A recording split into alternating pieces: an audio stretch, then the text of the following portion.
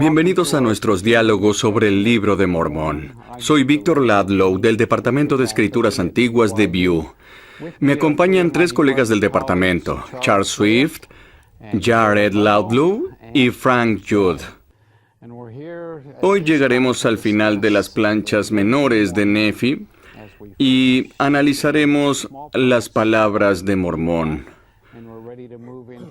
Luego comenzaremos con las planchas de Mormón al analizar los primeros 2 capítulos del libro de Mosiah.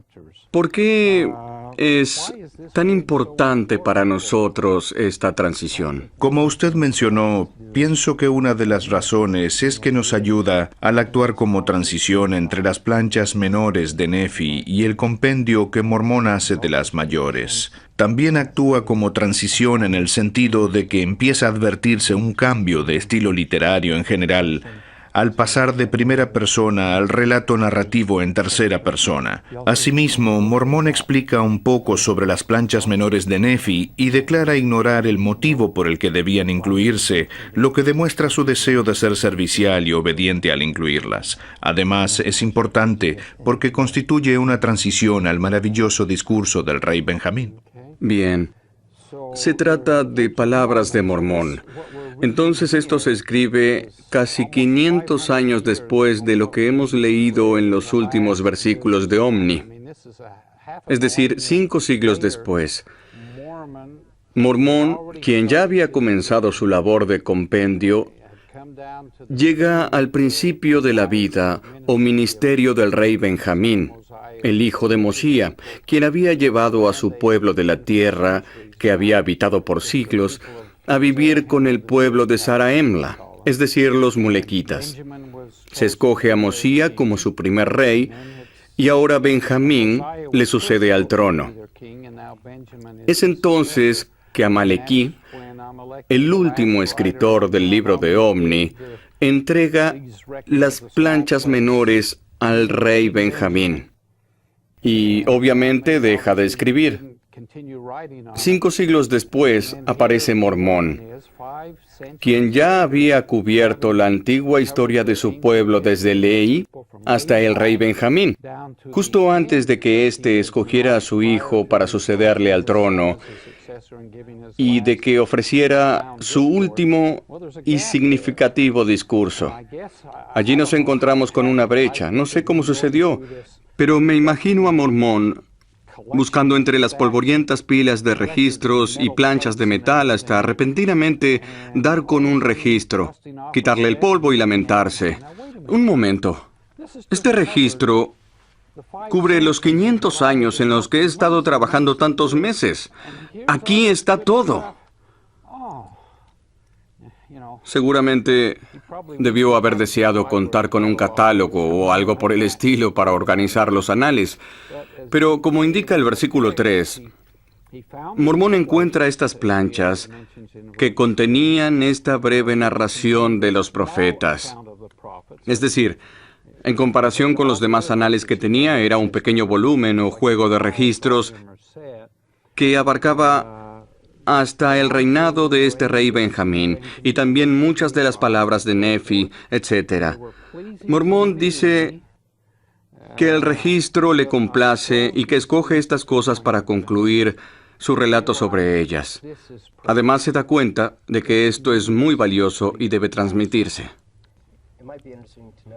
En ese sentido, resulta interesante notar que a Nefi se le mandan a hacer las planchas mayores y luego las menores. Con el tiempo, Nefi entrega las planchas menores a su hermano Jacob, y desde ese momento hasta ahora permanecen en la familia de Jacob hasta Amalequí, quien las entrega al rey Benjamín, un descendiente de Nefi.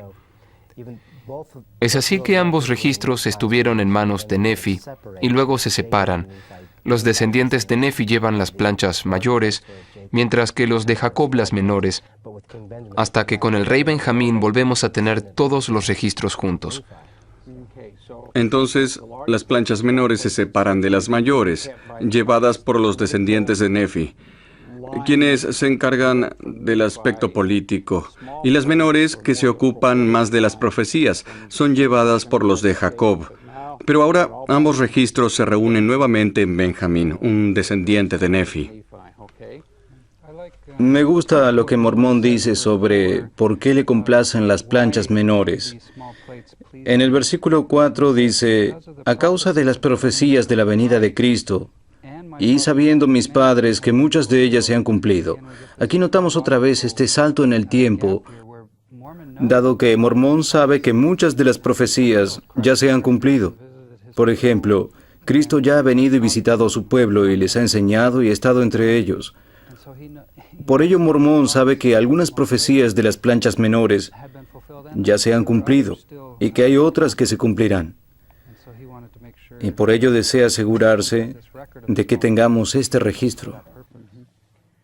Y el versículo 7 dice que sabe que añade estas planchas para un sabio propósito, porque el Espíritu se lo susurra de acuerdo con las impresiones del Espíritu del Señor que está en él. Y dice, no sé todas las cosas, mas el Señor sabe todas las cosas que han de suceder. Por tanto, Él obra en mí, para que yo proceda conforme a su voluntad. Sé que esto es lo que debo hacer, sé que debo incluir esto. Ignoro por qué, no podría decirlo, y quizás parezca redundante. No obstante, Él sabe que debe hacerlo. Me parece la misma clase de dilema que debe atravesar Nefi cuando tras llegar a esta tierra de promisión se le manda a hacer un registro, lo cual tiene sentido. Así que comienza a escribir sobre él, su padre, sus viajes, pero 20 años después, el Señor le dice que haga otro juego de registros. No obstante, no lo cuestionan y dice, ya registré toda la historia.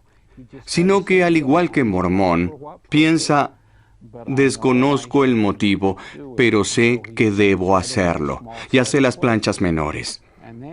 En ese mismo espíritu, creo que podríamos trasladarnos unos 1400 años después de Mormón y recordar cómo un joven profeta del oeste de Nueva York traducía mediante el Urim y Tumim, aunque también estaba adquiriendo la habilidad de traducir.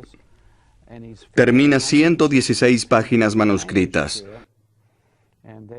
Luego ocurre aquel conocido episodio que involucra a Martin Harris y sus pedidos, los cuales el Señor niega, aunque él y José insisten y finalmente, bajo ciertas condiciones, el Señor accede. Luego se pierde el manuscrito y José Smith debe esperar hasta que se le considera preparado para recibir las planchas y comenzar otra vez, pero se le manda que no retraduzca esa porción. Entonces comienza con lo que llamamos primer Nefi. Yo, Nefi, nací de buenos padres. Aunque esto en realidad es lo que sigue al manuscrito. No tenemos las 116 páginas, pero en cierta manera, estas fueron parte de un proceso preparatorio de aprendizaje que Nefi, siglos después de Mormón, y por último el profeta José experimentan. Por lo tanto, aunque no tengamos esas 116 páginas, lo sucedido fue como la primera experiencia preparatoria de estos profetas. Ahora los tres y quienes les sucedieron saben qué es lo que deben contener los registros y cómo escribir la palabra de Dios, de modo que a nosotros nos llega lo mejor de sus dones proféticos. Pienso que José Smith en especial valoró y agradeció la obediencia de Mormón en estas circunstancias, la que posteriormente le fue de ayuda. Creo que es significativo que en el versículo 7, Mormón dice que el Espíritu se lo había susurrado. El Señor no le gritó en el oído lo que debía hacer, sino que Mormón estaba en sintonía con el Espíritu.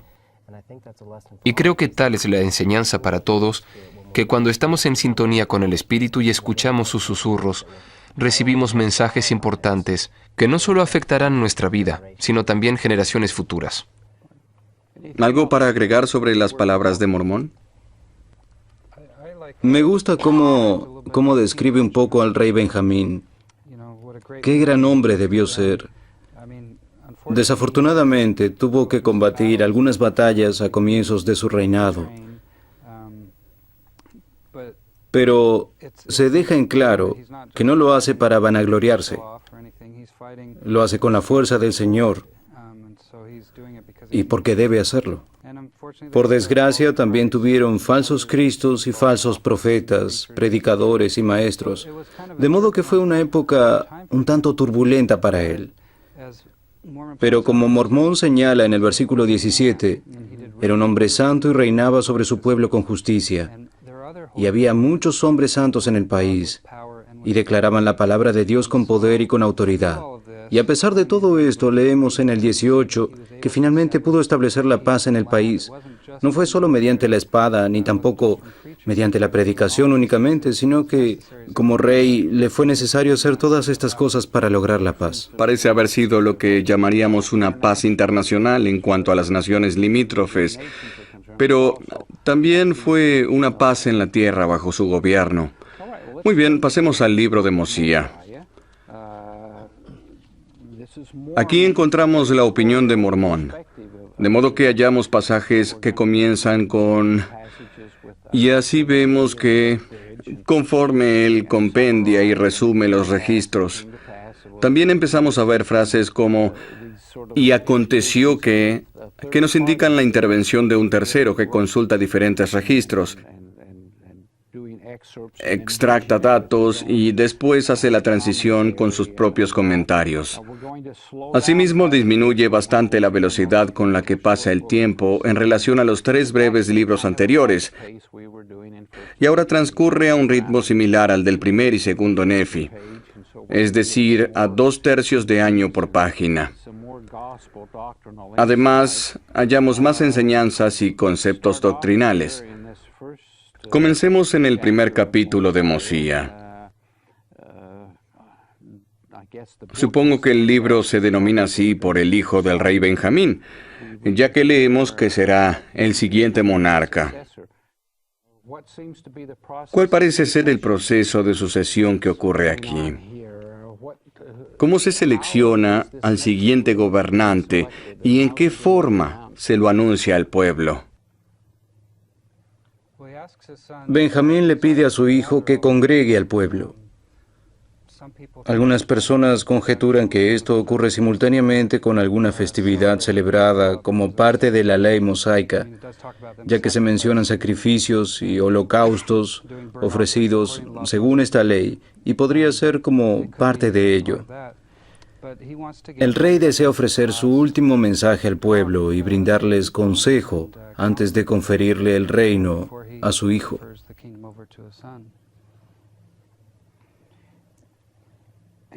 Y a pesar de que han habitado esta nueva tierra por casi 500 años,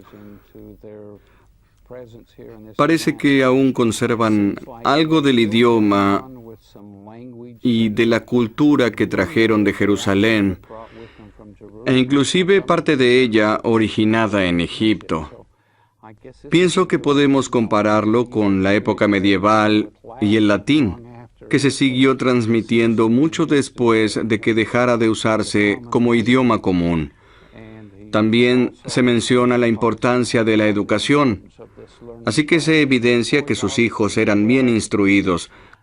Creo que podríamos decir en el aspecto académico e intelectual en cuanto a la lengua, literatura y escritura.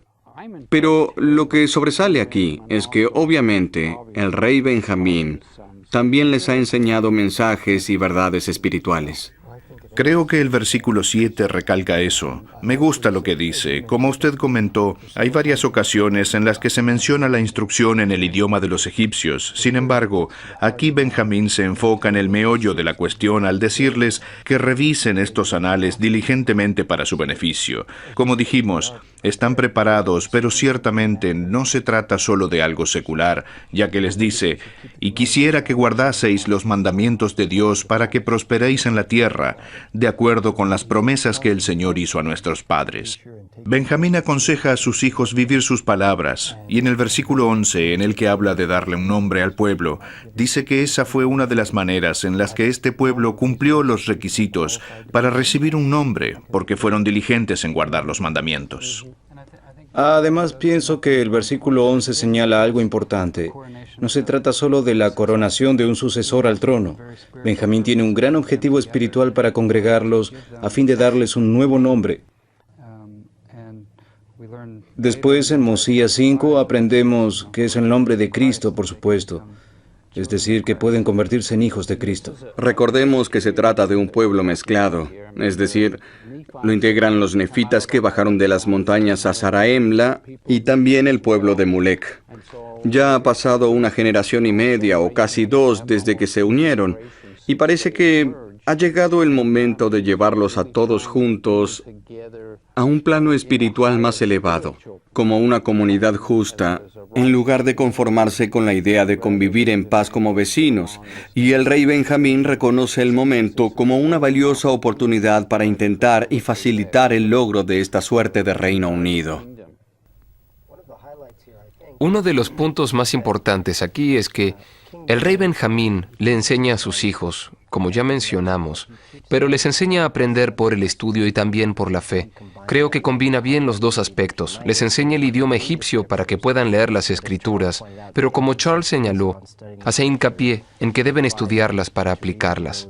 Es decir, leerlas diligentemente y, como dijo Jared, recordar que el objetivo en realidad es Jesucristo. Por eso pienso que es un gran ejemplo para los padres que deben enseñar a sus hijos a usar la inteligencia que Dios nos dio, pero centrando su energía en aprender por la fe y en asimilar las cosas más importantes. Correcto.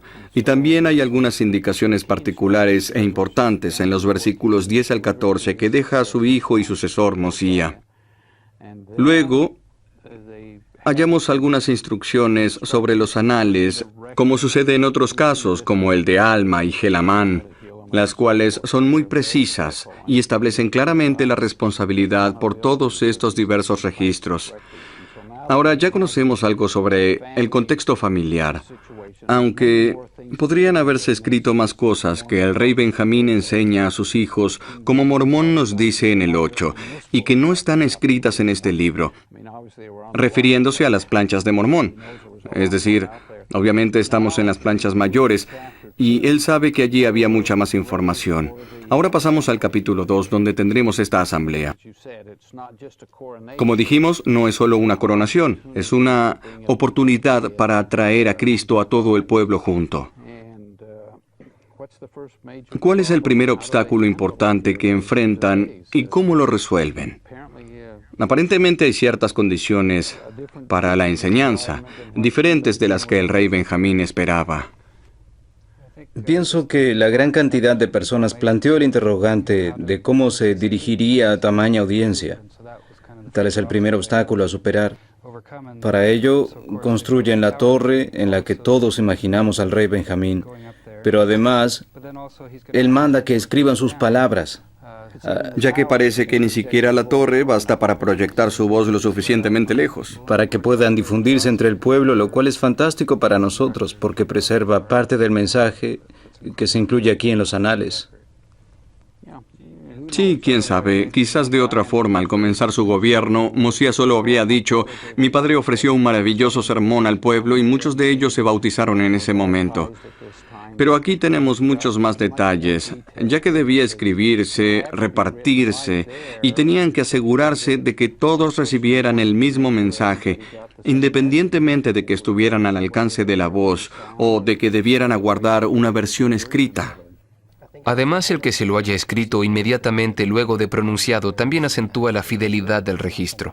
No se aguardaron años para escribirlo, sino que lo consideraron tan importante que se registró en el momento. Me gusta que aunque estamos en los primeros versículos y solo se están explicando el contexto y los detalles, aún así encontramos una hermosa y enriquecedora doctrina. Por ejemplo, al final del versículo 4 dice del rey que les había enseñado a guardar los mandamientos de Dios a fin de que se regocijaran y estuvieran llenos de amor para con Dios y todos los hombres. Si alguien me preguntara cuál es el secreto para ser feliz y amar al prójimo, le respondería que aquí nos da la respuesta de una manera muy simple. Hay que obedecer los mandamientos. ¿Y dónde logramos este amor y cómo lo experimentamos mejor? El siguiente versículo lo responde.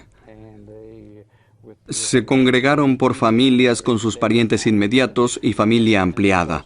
Además, creo que hay un hermoso simbolismo en que hayan orientado sus tiendas hacia el templo, de modo que cuando se despertaban o se reunían y se sentaban juntos, veían el templo. Al igual que hoy muchas familias tienen una imagen del templo colgada en algún sitio importante del hogar para que sea algo que ellos puedan ver a diario. De la misma manera que debemos centrar nuestra atención en el portavoz del Señor, el profeta de Dios que habla en su nombre. En contraste, tenemos a Lot en Génesis, quien puso a su tienda orientada hacia Sodoma. Allí también vemos el mismo símbolo. Conforme el rey Benjamín comienza a dirigirse a la multitud, en el versículo 9, lo que vamos a aprender y lo que constituye la esperanza y el anhelo del rey es presentarlos juntos como una comunidad unida en una relación de convenio, de modo que apreciaremos diversos elementos de una comunidad que concierta un convenio colectivamente. Los especialistas, al hablar de pactos de vasallaje y de contratos por convenio, mencionan primeramente a las partes involucradas. Aquí tenemos a Benjamín, el profeta que representa al Señor y al pueblo. Generalmente también se proporciona el contexto histórico. Aquí lo tenemos, ya que se nos brinda un claro marco histórico de la situación. Asimismo, hay ciertos requisitos, y eso es lo que vamos a analizar en los siguientes capítulos de Mosía. ¿Qué espera el Señor del pueblo de su convenio? Luego debe tener lugar alguna clase de acto simbólico, como el bautismo, el cual ellos accederán a recibir. Y finalmente, por supuesto, están los galardones y las bendiciones, los testigos y la refrendación, o sea, el registro del convenio. Qué hermosa fórmula para concertar un convenio hallamos en estos capítulos, y qué magnífico modelo de conducta es Benjamín. No obstante, él desea extenderlo al pueblo y trata de que ellos también sean parte de esto. Creo que uno de los indicadores de que Benjamín es un modelo de conducta está al principio, donde habla de su relación con el pueblo, la cual ilustra su gran humildad. Él era un gran líder, y había muchos aspectos en los que era superior a otras personas, tanto en su faceta política como también quizás en la espiritual, pero él no lo consideraba así. Era muy humilde, y así se dirigía a la gente. Y pienso que el pueblo recibió su mensaje en mayor medida gracias a esa humildad. Además de rey y profeta, ¿cómo definirían su ocupación? ¿Qué piensan que respondería él? Siervo. O alguien que ama al pueblo. Me refiero al conocido versículo 17, el cual todos conocemos y asociamos con el rey Benjamín. Aprendan sabiduría. En el Antiguo Testamento, la sabiduría significa venerar al Señor. Si aprendemos realmente cómo venerar al Señor, aprenderemos que cuando nos hallamos al servicio de nuestros semejantes, solo estamos al servicio de nuestro Dios, y el rey Benjamín fue un ejemplo de ello. En el versículo 17 no dice que cuando estamos solamente al servicio de rectos miembros de la iglesia o de nuestra familia, cuando servimos a cualquier persona, estamos sirviendo a nuestro Dios. Y otro punto doctrinal que atesoro está al final del 21, que dice: si lo sirvieseis con toda vuestra alma, todavía seríais servidores inútiles. A veces algunos de nuestros detractores hablan de lo que consideran nuestra doctrina y nos dicen: ustedes no confían en el Salvador, creen que la salvación se gana y que la obtienen por sus obras. Y en muchas ocasiones, el libro de Mormón, y esta es una de ellas, se explica que eso no es lo que creemos. Como Benjamín dice aquí, podemos servir al prójimo y hacer constantemente todo lo que se nos pida, y aún así seríamos servidores inútiles. Sin importar cuántos llamamientos tengamos simultáneamente, Correcto. cuántos diezmos paguemos, cuántos nombres de antepasados enviemos al templo, aún estaremos en deuda. Y aún necesitamos hacer estas cosas, debemos prestar servicio, pero Él nos advierte: no crean que están ganándose la salvación mediante su servicio. Y continúa repitiendo la palabra deudores. Dice que somos deudores y... Me encanta el versículo 24. Y en segundo lugar, Él requiere que hagáis lo que os ha mandado. Y si lo hacéis, Él os bendice inmediatamente. Jamás podríamos ser sus acreedores. lo cual contribuye a que la mente de las personas se concentre en humillarse, pero también a recordar de dónde procede todo lo bueno, que es del Salvador. Bien, ¿qué más debemos recordar al prepararnos para algunas de las enseñanzas fundamentales que nos presentará en los siguientes capítulos? ¿Alguna reflexión, Frank, sobre estos 2 capítulos iniciales? Creo que muchas de las importantes enseñanzas de estos capítulos están en las palabras de Mormón, en especial su ejemplo de obediencia. Él no sabía exactamente por qué sentía la impresión de incluir las planchas menores, y sin embargo fue obediente. Creo que la lección para todos es que debemos estar en sintonía con el Espíritu, pero que además tenemos que obedecer aunque ignoremos todas las razones, y debemos confiar en la sabiduría del Señor. Y en cuanto a estos 2 primeros capítulos de Mosía, el rey Benjamín es un maravilloso ejemplo de cómo ser un gran líder tanto en la familia como en otras áreas y en la iglesia. Es un gran ejemplo para sus hijos de cómo centrar la atención en las Escrituras y en el Salvador, y de cómo dirigir a su pueblo como rey y líder espiritual en las cosas más importantes que son las relacionadas con la misericordia de Cristo. Hay mucho que podemos aprender del rey Benjamín y de su ejemplo. Gracias por sus reflexiones.